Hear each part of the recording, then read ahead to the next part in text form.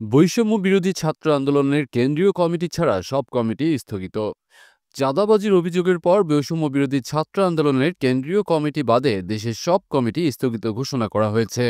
রোববার শাহবাগে এক সংবাদ সম্মেলনে সংগঠনের সভাপতি রিফাত রশিদ এ ঘোষণা দেন। সংগঠনের নাম ব্যবহার করে কেউ অনৈতিক কর্মকাণ্ড করলে তার বিরুদ্ধে আইনি ব্যবস্থা নেওয়ার আহ্বান জানান তিনি। গুলশানের সাবেক এমপির বাসায় চাঁদাবাজির অভিযোগে সংগঠনের 4 জনের বিরুদ্ধে মামলা ও 10 দিনের রিমান্ড আবেদন করা হয়েছে। নির্বাচিত প্রতিনিধি না থাকায় দেশি বিদেশি বিনিয়োগ হচ্ছে না, আমির খসরু। নির্বাচন না হয় দেশি বিদেশি বিনিয়োগ বন্ধ রয়েছে বলে মন্তব্য করেছেন বিএনপির স্থায়ী কমিটির সদস্য আমির খসরু মাহমুদ চৌধুরী। রোববার ঢাকায় এক আলোচনা সভায় তিনি বলেন, দেশে নির্বাচিত সরকার না থাকায় প্রশাসনে জবাবদিহিতা নেই, ফলে বিনিয়োগকারীরা অপেক্ষায় আছেন। তিনি আরও বলেন, নির্বাচনের অভাবে অনেক দেশ ব্যর্থ রাষ্ট্রে পরিণত হয়েছে।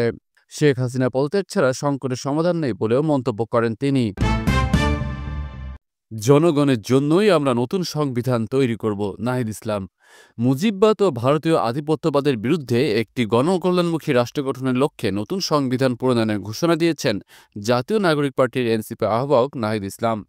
রোববার নেত্রকোনায় এক সমাবেশে তিনি বলেন, জনগণের অংশগ্রহণে গণপরিষদ নির্বাচন আয়োজন করে নতুন রাষ্ট্র কাঠামো গড়ে তোলা হবে। এছাড়া জুলাই গণ অভ্যুত্থানকে স্বৈরশাসকের পতনের সূচনা বলেও উল্লেখ করেন তিনি।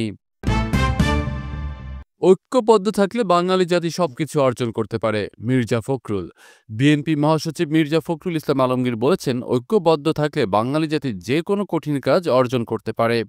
রোববার ঢাকায় এক সেমিনারে তিনি বলেন, 8 কোটি মানুষের জীবন জীবিকা পদ্মা ব্যারেজের দ্বিতীয় পদ্মা সেতুর সঙ্গে জড়িত।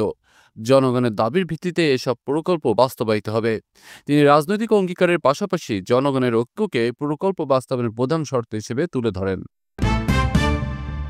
হাসিনার পতন না হওয়া পর্যন্ত আমরা রাজপথে থাকতাম, আমির খসরু।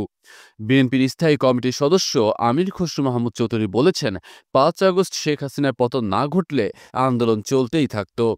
রোববার ঢাকায় এক আলোচনা সভায় তিনি বলেন, গণ অভ্যুত্থানের কৃতিত্ব কারো একার নয় এবং দেশের মানুষ আবারও জেগে উঠেছে।